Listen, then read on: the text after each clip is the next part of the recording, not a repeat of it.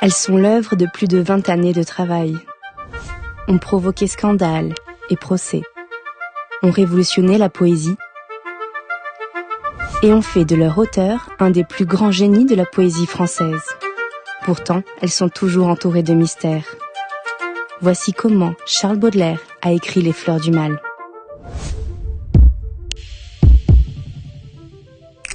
Il n'existe pas de manuscrit des Fleurs du Mal. Pas du tout comme ça que ça se présente. La genèse des Fleurs du Mal a été extraordinairement compliquée, contorsionnée, tordue, appelez ça comme vous voudrez.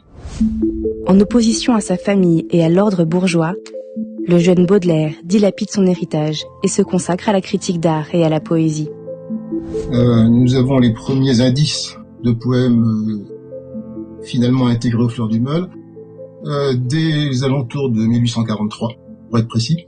Et ça, c'est une tradition orale. C'est un de ses amis, qui s'appelait Praron, qui, bien plus tard, a publié des souvenirs dans lesquels il raconte qu'il a entendu Baudelaire les réciter. Donc, la première preuve de l'existence de certains de ses poèmes est orale.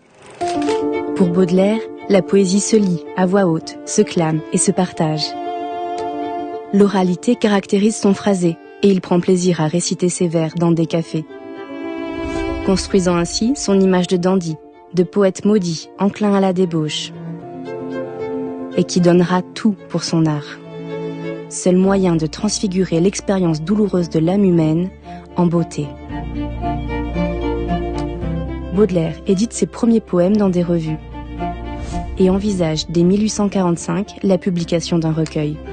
D'abord sous le titre Les Lesbiennes, titre pétard qu'il voulait provocateur, puis sous le titre Les Limbes, allusion catholique. Les Fleurs du Mal sont ainsi annoncées plusieurs années avant leur parution. La première trace, aujourd'hui perdue, date de 1851. L'indice que nous ayons, c'est une copie calligraphiée de l'ensemble de ces poèmes à cette date. Cette copie calligraphiée était destinée, à l'époque, à cette date-là, à un éditeur. Mais, comme vous savez, la première publication des Fleurs du Mal, c'est 1857. Donc que s'est-il passé entre 51 et 57 ?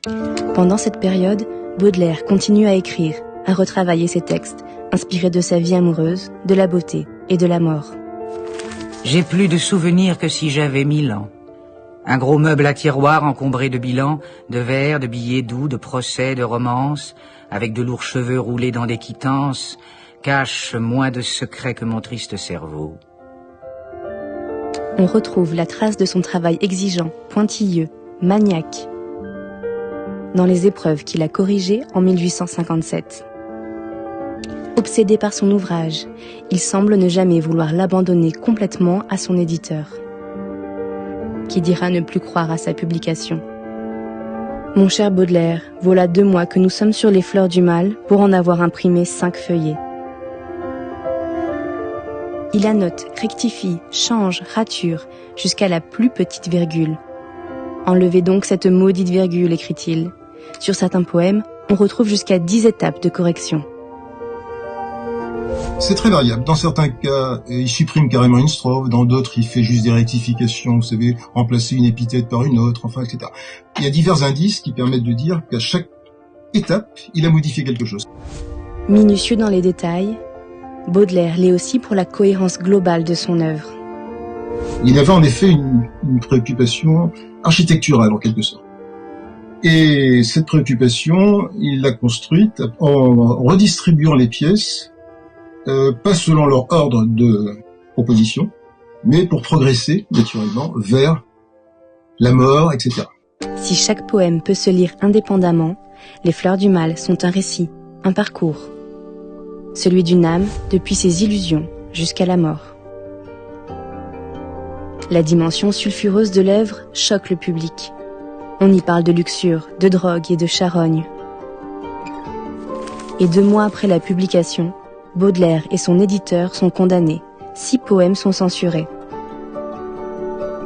C'est une catastrophe pour Baudelaire, qui avait consacré tant de temps à rédiger l'œuvre parfaite.